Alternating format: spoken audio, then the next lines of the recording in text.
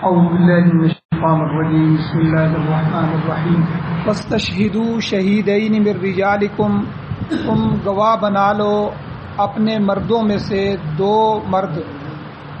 فإن لم یکونا رجلین، اگر 2 مرد مکمل نہ ملیں تو فرجل، ایک مرد، وامرأتان، اور 2 عورتیں گواہ بنا لو۔ گواہ کن لوگوں میں سے ہونے چاہیے؟ ممن ترضون من الشہداء، کہ جن کو تم پسند کرتے ہو گواہی کے لیے گواہوں میں سے، ان میں سے گواہ بناؤ۔ اور یہ 2 عورتوں کو کیوں رکھا گیا ہے ایک مرد کے مقابلے میں؟ اللہ فرماتے ہیں ان تضل احداہما، اگر ان 2 میں سے ایک عورت بھول جائے، فتذکر احداہما الاخری، اس ایک بھولنے والی عورت کو دوسری عورت یاد دلا دے۔ اور ولا یأبی الشہداء اذا ما دعوا، اور نہ انکار کرے گواہ گواہی دینے سے، اذا ما دعوا، جب اسے بلایا جائے۔ ولا تسأموا، اور نہ تم دلگیر ہو، ان تکتبوہ، اس کو لکھنے سے، اس گواہی کو لکھ لینے سے، صغیراً او کبیراً، معاملہ چھوٹا ہو یا بڑا ہو، الی اجلہ، اس کے وقت مقررہ تک گواہی کو لکھ لو۔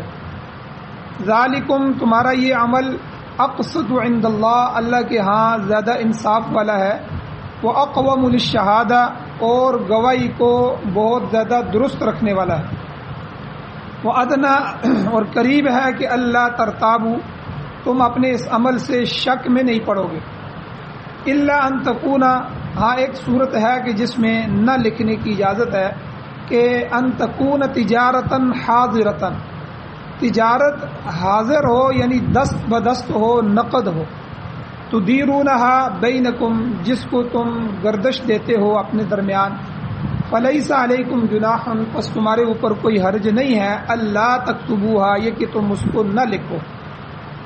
اور واشہدوا اذا تبایعتم، اور تم گواہ مقرر کر لو جب تم آپس میں بیع کرو، آپس میں لین دین کرو۔ ولا یضار کاتب ولا شہید، اور نہ تکلیف دی جائے کاتب کو، لکھنے والے کو، اور نہ گواہ کو۔ وَإِن تَفْعَلُوا، اور اگر تم ایسا کرو گے تو فَإِنَّهُ فُسُوقٌ بِكُمْ، یہ تمہاری نافرمانی میں سے ہے۔ اور وَاتَّقُوا اللَّهَ، اللہ سے ڈرو، وَيُعَلِّمُكُمُ اللَّهُ، اللہ تعالیٰ نے تمہیں سکھایا ہے، تمہیں تعلیم دی ہے۔ وَاللَّهُ بِكُلِّ شَيْءٍ عَلِيمٌ، اور اللہ تعالیٰ ہر چیز کو جاننے والے ہیں۔ سورہ بقرہ کی یہ آیت نمبر 282، آج چوتھا درس ہے اس کا جو آپ کے سامنے بیان ہو رہا ہے۔ پہلے حصے کے 2 درس پہلے گزر گئے، دوسرے حصے کا ایک درس کل گزرا ہے، تو اسی آیت کے ٹکڑے کے متعلق ہے۔ کل کے درس میں گواہی کی شرائط ذکر کی تھی، تقریباً 12 شرائط، 12 چیزیں گواہی کے متعلق تفصیلاً کل کے درس میں بیان ہوئی تھی کہ کون آدمی گواہ بن سکتا ہے، اس کے لیے ضروری شرائط کون سی ہے۔ اور دوسرا مسئلہ کل کے درس میں اسی آیت میں سے بیان ہو چکا ہے کہ عورت کی جو گواہی ہے یہ مرد کے مقابلے میں آدھی رکھی گئی ہے۔ جہاں ایک مرد کی گواہی ہوگی وہاں 2 عورتیں جو ہے وہ اس کے برابر ہوں گی۔ اور پھر ہر معاملے میں عورت کی گواہی نہیں ہے، بعض فوجداری مقدمات ایسے ہیں شریعت میں کہ حدود اللہ ہیں، جو حدیں ہیں اللہ کی طرف سے، اور اسی طرح کئی اور قوانین ہیں، تو قصاص ہے، اس میں عورت کی تو گواہی بالکل قبول ہوتی ہی نہیں۔ تو عام معاملات میں جہاں عورت کی گواہی قبول ہوتی ہے وہاں سب سے پہلے اللہ نے کہا کہ 2 مرد ہونے چاہیے، 2 مردوں کی گواہی ہو۔ اگر 2 مرد پورے نہیں ہوتے، ایک مرد ہے تو پھر 2 عورتیں اور کافی ہیں۔ اس کی تفصیل کل کے درس میں گزر چکی ہے۔ آج کے درس میں یاد رکھیں کہ 2 چیزیں ہوتی ہیں، ایک ہوتی ہے شہادت، گواہی، اور ایک ہوتی ہے قسم۔ تو شہادت کا قانون تو یہاں اللہ نے بیان فرما دیا، اور قسم کا قانون جو ہے وہ آگے قرآن مجید میں بھی آئے گا، احادیث میں بھی آیا ہے۔ حضور علیہ الصلوۃ والسلام نے ارشاد فرمایا کہ کسی مقدمے کا فیصلہ 2 طریقے سے ہو سکتا ہے۔ کوئی بات بھی آپ کے سامنے آئے، آپ اگر جرگوئی آدمی ہیں یا آپ فیصلہ کریں گے تو دو طریقے سے مقدمے کا فیصلہ ہوگا. یا تو جو فریقین ہیں دونوں وہ گواہ پیش کریں گے، وہ اپنا گواہ لائیں، جو بھی دعویٰ کر رہے ہیں تو اس پر اپنے گواہ کو پیش کریں. یا تو فیصلہ گواہ پر ہوگا یا فیصلہ قسم پر ہوگا. مسلم شریف کی روایت ہے، حضور علیہ السلام نے فرمایا قضا بیمین و شاہدن، یعنی حضور علیہ السلام نے یا تو گواہوں پر فیصلہ فرمایا یا قسم پر فیصلہ فرمایا. یعنی اگر گواہ موجود ہے تو گواہی اس کی گواہ کی گواہی پر حضور نے فیصلہ فرمایا، اور اگر گواہ موجود نہیں ہے تو پھر فیصلہ قسم کے ذریعے حضور نے فرمایا. اب یہاں امام شافعی رحمۃ اللہ علیہ ائمہ اربعہ میں سے، چاروں ائمہ میں سے امام شافعی فرماتے ہیں کہ معاملات میں چونکہ دو گواہ ضروری ہیں، اور اگر دو کی بجائے صرف ایک ہی گواہ میسر ہو تو دوسرے گواہ کی جو کمی ہے وہ قسم اٹھا لینے سے پوری ہو جائے گی. ایک تو مرد گواہ موجود ہے، دوسرا نہیں ہے اس کے پاس، اس سے پھر قسم لے لی جائے. اچھا دوسرے گواہ کی جگہ تم قسم لے. یہ جو ہے امام شافعی رحمۃ اللہ علیہ کی رائے. باقی ائمہ امام اعظم ابو حنیفہ رحمۃ اللہ علیہ اور دیگر ائمہ کا مسلک یہ ہے کہ وہ فرماتے ہیں کہ البینۃ علی المدعی والیمین علی من انکر، یعنی گواہ پیش کرنا یہ مدعی کی ذمہ داری ہے. جو آدمی عدالت میں یا کسی جگہ جا کے کیس کر رہا ہے، مدعی ہے، تو مدعی کو چاہیے کہ وہ اپنے کیس کے ساتھ گواہ بھی پیش کرے. گواہ پیش کرنا مدعی کی ذمہ داری ہے، اور مدعا علیہ جو ہے جس پر وہ دعویٰ کر رہا ہے اپنا، اور اس کے اوپر قسم اٹھانا ہے. اگر یہ دعویٰ کرنے والا گواہ پیش نہیں کر سکتا، اس کے پاس کوئی گواہ نہیں ہے اپنے دعوے کا، تو پھر جو مدعا علیہ ہے جس کے خلاف یہ کیس لے کے گیا ہے اس سے کہا جائے گا کہ تم قسم اٹھاؤ. تو بہرحال حضور علیہ الصلوۃ والسلام نے بعض اوقات گواہوں پر فیصلہ کیا اور بعض اوقات حضور نے قسم پر فیصلہ فرمایا. یعنی اگر موقع کا گواہ موجود ہے تو گواہوں پر فیصلہ فرمایا، اگر گواہ موجود نہیں ہے تو مدعا علیہ کی جو بریت ہے اس کے متعلق اس سے قسم اٹھوائی کہ وہ قسم اٹھائے کہ میں بے گناہ ہوں، مجھ سے یہ گناہ نہیں ہوا. ایک مسئلہ ان آیات میں یہ بیان فرمایا گیا. دوسرا مسئلہ گواہ کی ذمہ داری کیا ہے. گواہوں کی حاضری کے متعلق اللہ تعالیٰ نے ارشاد فرمایا وَلَا يَأْبَ الشُّهَدَاءُ إِذَا مَا دُعُوا، جب گواہوں کو بلایا جائے عدالت میں، گواہوں کو طلب کیا جائے گواہی کے لیے، تو وہ گواہی کے لیے آنے سے انکار نہ کریں. یہ ان کی ذمہ داری ہے کہ معاملہ الجھ گیا ہے تو وہ موقع کے گواہ ہیں، تو انصاف کا تقاضا ہے کہ وہ ٹھیک ٹھیک شہادت دے کر معاملے کا تصفیہ کرا دیں. یہ ان کی اخلاقی ذمہ داری بھی ہے، شرعی ذمہ داری بھی ہے. اخلاقی طور پر بھی ایک آدمی ایک جگہ دیکھ رہا ہے، ایک آدمی نے آ کر کسی آدمی کا نقصان کر دیا، ٹھیک ہے، اس نے اپنی گاڑی مار کے اس کی گاڑی کو خراب کر دیا، یا اس کی وجہ سے دوسرے کا نقصان ہوا. کوئی آدمی وہاں موجود نہیں تھا، میں اور آپ موجود ہیں، اب وہاں موقع کے ہم گواہ بن گئے. اب اگر وہ آدمی مجھے کہتا ہے کہ بھائی میرا نقصان ہو گیا ہے، آپ میرے ساتھ چلیں اور گواہی دیں، تو یہاں گواہی کی ذمہ داری اس آیت میں اللہ نے بتائی، آیت کے ٹکڑے میں، کہ وَلَا يَأْبَ الشُّهَدَاءُ، گواہ انکار نہ کریں، اذا ما دعوا، جب اس کو بلایا جائے. اب فقہا فرماتے ہیں کہ گواہ کا گواہی دینا یہ استحباب کے درجے میں ہے، مستحب ہے. وہ گواہی دے گا تو اسے ثواب ہوگا، اسے گواہی کے لیے مجبور نہیں کیا جا سکتا. ہاں اگر معاملہ اس نہج کا ہے کہ گواہ اور کوئی نہیں ہے، صرف یہی ایک گواہ ہے جو شہادت دینے پر آمادہ نہیں ہو رہا، آ نہیں رہا، تو ایسی صورت میں اس پر واجب ہو جاتا ہے کہ وہ گواہی کے لیے حاضر ہو، وہاں انکار کی گنجائش نہیں.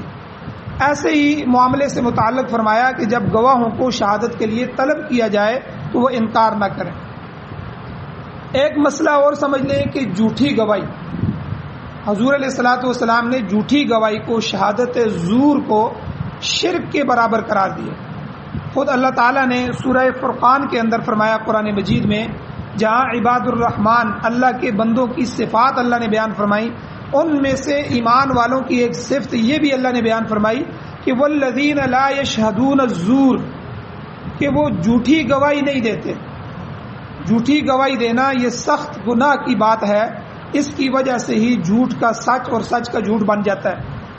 اور آپ دیکھ رہے ہیں کہ انگریز کے بنائے ہوئے قانون کے مطابق جو ہے، آپ انگریزی عدالتوں میں جا کر دیکھیں، جو گواہ پیش ہوتے ہیں وہ خود شہادت نہیں دے سکتے، وہاں گواہی بنائی جاتی ہے۔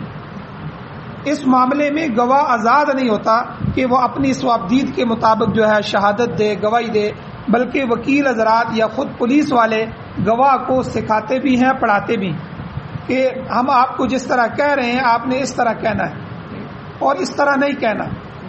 یاد رکھیں یہ چیز دیانتداری کے خلاف ہے، یہ چیز جھوٹی گواہی میں آتی ہے۔ اللہ تعالیٰ کا حکم ہے وَأَقِيمُوا الشَّهَادَةَ لِلَّهِ، اللہ کے لیے بغیر کسی کی رو رعایت کے گواہی دو، کسی امیر غریب، چھوٹے بڑے، اعلیٰ ادنا کسی کا لحاظ نہ کرو، بلکہ صحیح واقعہ بیان کرو، نہ کسی فریق سے ناجائز امید رکھو اور نہ کسی کے شر کا خوف دل میں لاؤ، بلکہ گواہی کو محض اللہ کے لیے اللہ کی رضا کے لیے قائم کرو۔ اگر یہ چیز پیدا نہیں ہوگی تو دنیا میں امن قائم نہیں ہو سکے گا، لوگ ذلیل و خواری ہوتے رہیں گے۔ لہذا گواہی کو بڑی اہمیت حاصل ہے، اس کے بغیر انصاف کے تقاضے پورے نہیں ہو سکتے۔ تو جھوٹی گواہی سے ایک آدمی جو انصاف والا ہے وہ جیل کے اندر بھی جا سکتا ہے، اس لیے جھوٹی گواہی کو حضور نے اور قرآن مجید نے شرک کے برابر قرار دیا۔ ایک مسئلہ اور ہے کہ تحریر کب ضروری ہے، یہ جو تحریر لکھوانا ہے یہ کب ضروری ہے۔ آیت کے اگلے حصے میں اللہ تعالیٰ نے تحریر کی دوبارہ تاکید فرمائی۔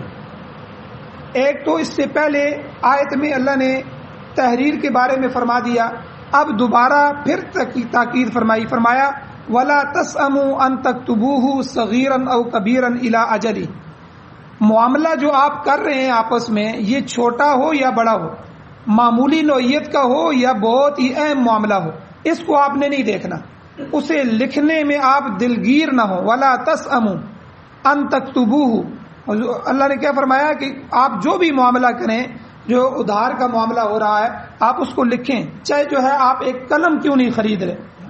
تو چھوٹا معاملہ ہو، بڑا معاملہ ہو، کسی نوعیت کا معاملہ ہو، اللہ کہتے ہیں آپ تساہل نہ کریں، سستی نہ کریں، دلگیر نہ ہو، بلکہ الی اجلہ، اسے مدت مقررہ تک لکھ لینا چاہیے۔ مستدرک حاکم، امام حاکم رحمۃ اللہ علیہ کی روایت ہے، جسے امام ابن کثیر رحمۃ اللہ علیہ نے بھی بیان فرمایا کہ حضور نبی کریم صلی اللہ علیہ وسلم نے ارشاد فرمایا کہ تین قسم کے آدمی ایسے ہیں جن کی دعا اللہ قبول نہیں فرماتا۔ پہلا شخص وہ ہے جو خود مومن ہے، ایمان والا ہے اور عادل ہے، مگر اس کی بیوی بد کردار ہے، اس کی بیوی فاحشہ ہے، اس کی بیوی بد اخلاق ہے، فاسق ہے، اور وہ سمجھانے سے بھی نہیں سمجھتی۔ اگر ایسا شخص بری عورت کو طلاق دے کر جدا نہیں کرتا تو اس کی دعا بھی قبول نہیں کی جاتی، کیونکہ وہ بےغیرتی کا مظاہرہ کر رہا ہے۔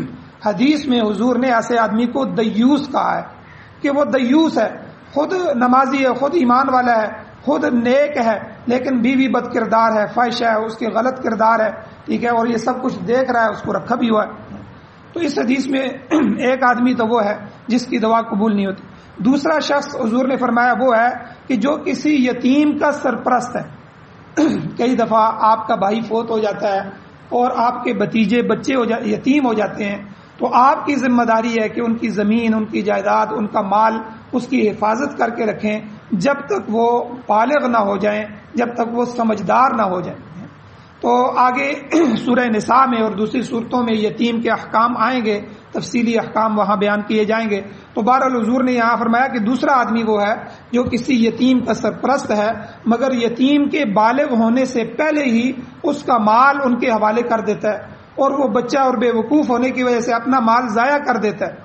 تو حضور نے فرمایا ایسے شخص کی دعا بھی اللہ قبول نہیں کرتے۔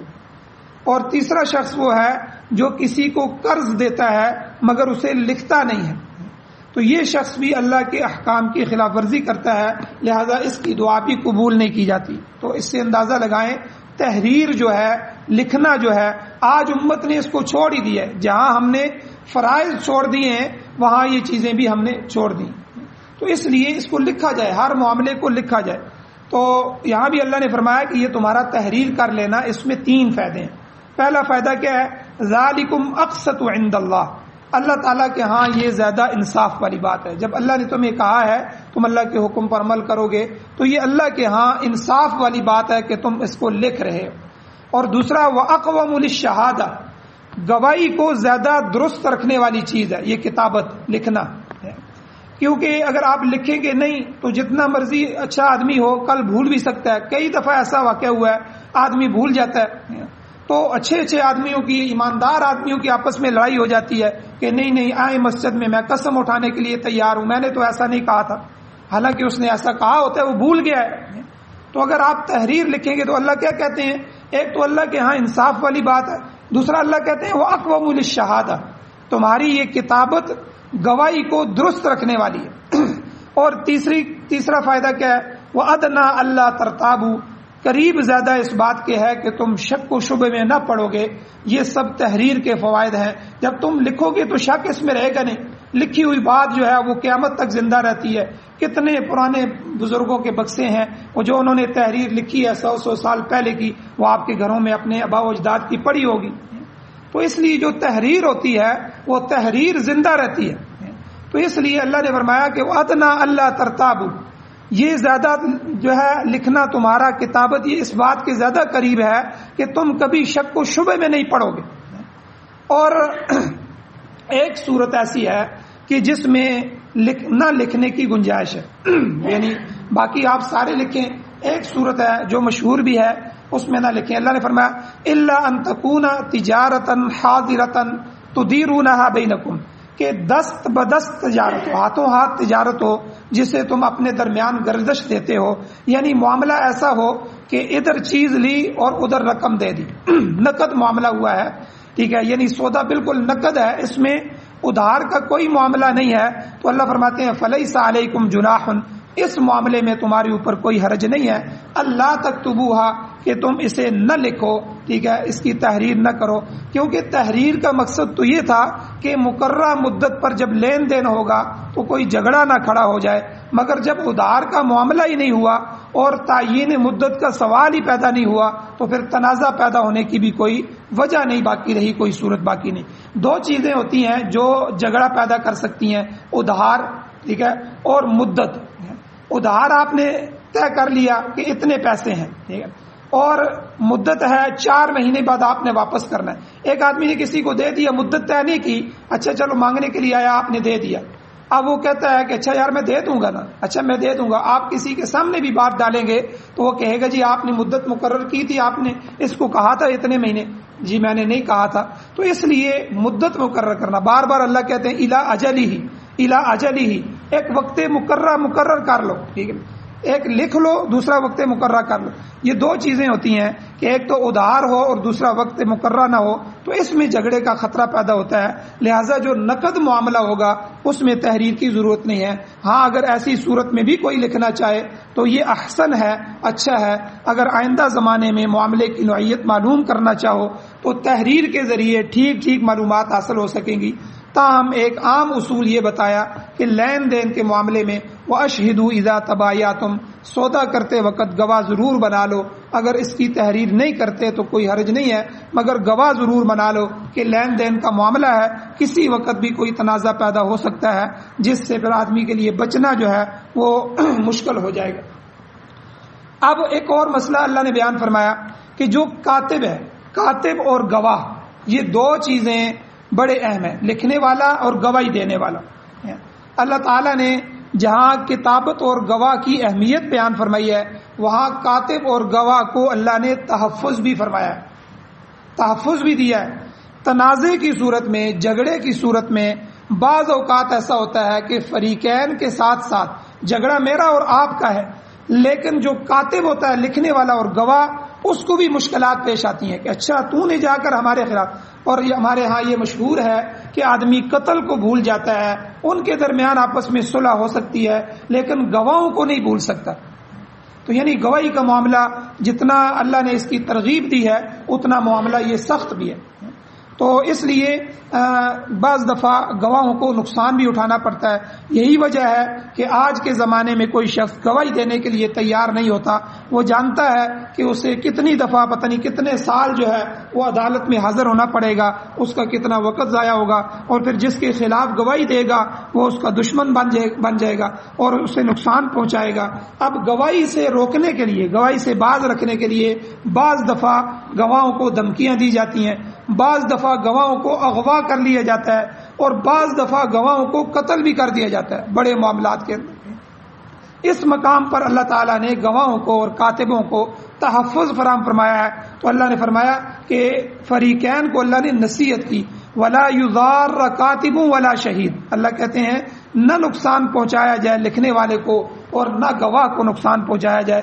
اگر ان اصحاب کو اور کوئی تکلیف نہ ہو تو کم از کم جو ہے ان کے وقت کی قدر کی جائے، ان کی سواری کا انتظام کیا جائے. اب ایک کیس راولپنڈی میں لگا ہوا ہے، اب ایک آدمی میرے ساتھ چل کے گواہی دے رہا ہے تو کم از کم میں اس کی وقت کی قدر کروں، اس کی دہاڑی اسے دے دوں. اگر دہاڑی نہیں دے سکتا تو ساتھ لے کے جا رہا ہوں، اس کی سواری کا بندوبست کر دوں، اسے میں اپنے ساتھ سواری میں لے کے جاؤں. اپنی سواری ہے تو اپنی ساتھ لے کے جاؤں، اگر اپنی نہیں ہے تو کم از کم اسے میں اتنا کرایہ دوں کہ وہ اپنی جو ہے لوکل سواری سے آ سکے. دن کا کھانا میں اس کو کھلا دوں گواہوں کو. تو اللہ نے یہ فرمایا ولا یضار کاتب ولا شہید، کہ گواہی کو کم از کم گواہ کو یہ تکلیف بھی نہ دی جائے. یہ نہ ہو کہ وہ گواہی دینے کے لیے تیار ہو جائے پھر آپ اسے بھول جائیں، وہ بیچارہ مجبور ہو گیا ہے، اب اپنے ہی پیسے لگا کے وقت بھی ضائع کر کے جا رہا ہے. تو اللہ اس کی جو ہے سفارش کر رہے ہیں، گویا کہ حکم دے رہے ہیں کہ کاتب کو اور گواہ کو جو ہے تکلیف نہ دی جائے. آگے اللہ فرماتے ہیں وَإِن تَفْعَلُوا، اگر تم ایسا کرو گے، ان شریف آدمیوں کو نقصان پہنچاؤ گے، ان کا تحفظ نہیں کرو گے، تو فَإِنَّهُ فُسُوقٌ بِكُمْ، یہ فسق ہوگا، یہ گناہ ہوگا، یہ اللہ کی اطاعت سے باہر نکلنے کے مترادف ہوگا. لہذا جہاں اپنے حقوق کا تم تحفظ چاہتے ہو وہاں کاتب اور گواہ کی جان کی اور مال کی بھی محافظ بنو اور انہیں ناجائز تکلیف نہ پہنچاؤ. دیکھیں اللہ جل شانہ نے کتنے صاف ستھرے احکام بیان فرمائے. آخری جملہ اللہ نے فرمایا واتقوا اللہ، اللہ سے ڈر جاؤ، اس کے احکام کی خلاف ورزی نہ کرنا. معاملہ لین دین کا ہو یا نکاح کا ہو یا طلاق کا ہو، ہر حالت میں خوف خدا کو دل سے نہ نکالنا.